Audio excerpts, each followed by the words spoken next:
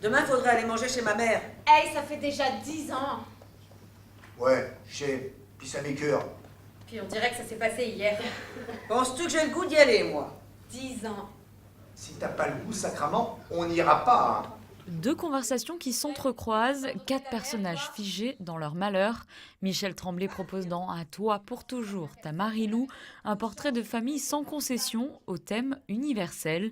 L'adaptation est signée par le Québécois Christian Bordelot, familier des pièces de Tremblay. J'ai fait ce que j'appelle, moi, une légère translation, c'est-à-dire que je suis passé du québécois pur laine de Michel Tremblay, donc son joual urbain est très caractérisé des caractéristiques des années 60 et 70, à un français québécois un peu plus contemporain. J'ai fait effectivement 3 zones de jeu qui sont derrière moi, donc la cuisine dans laquelle se passent les 2 histoires.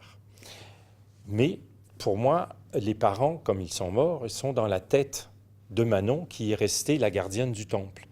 Donc, elle les a placés dans sa tête, et on les voit comme ça, chacun dans leur lieu où elle les a toujours admirés ou détestés. Elle admire sa mère, elle déteste son père. Donc, lui est dans un bistrot, enfin, une taverne, on appelle ça au Québec, en tout cas à l'époque. Et puis, la mère est dans son salon, avec sa petite lampe, son petit tapis, ses petites pantoufles et puis son petit tricot. 10 ans. Fais-moi donc 2 autres toasts. Faudrait faire attention, on mange pas trop de pain, hein, le docteur? Il y en a passé de l'eau sous les ponts. Laisse faire le docteur Cibolec, puis fais-moi 2 autres toasts. Non, Puis laisse-les pas brûler. tout est resté pareil. Je les veux juste dorés. Pour toi, peut-être. Juste dorés. Pour moi, tout a changé. Sur scène, les deux conversations sont espacées de 10 ans. Une conversation entre 2 sœurs, Manon et Carmen, qui ont réagi de manière diamétralement opposée à la mort de leurs parents, et celle, aux allures de règlement de compte, qu'ont eu ces derniers quelques heures avant leur mort. Un double duo au texte singulier. On a travaillé sur notre propre dialogue, où on a enlevé toutes les répliques des parents qui venaient s'intercaler, ce qui fait qu'on a construit plus le sens comme ça. On a vraiment compris ce qu'on se disait, ce qu'on se reprochait l'une à l'autre dans nos personnages, et ce qui nous a permis de nous nourrir directement. Et puis après, on s'est inventé des souvenirs communs d'enfance. Le père Léopold, attablé à la taverne, comme se l'imagine Manon, est interprété par Jean-Marie Jouan.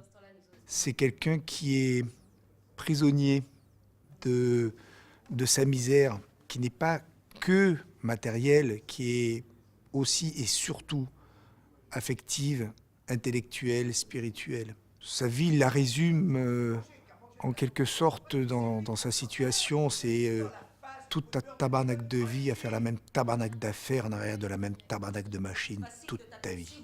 Et d'aborder en français ce texte-là, qui est riche en couleurs, c'est assez perturbant au début, parce que on se retrouve presque dans une position de dire un texte à la Audiard, une sorte d'argot. La pièce est dure, les dialogues crus et émouvants, mais le public se surprend aussi à rire. Michel Tremblay, comme souvent dans ses pièces, réussit ici un véritable hymne à la vie.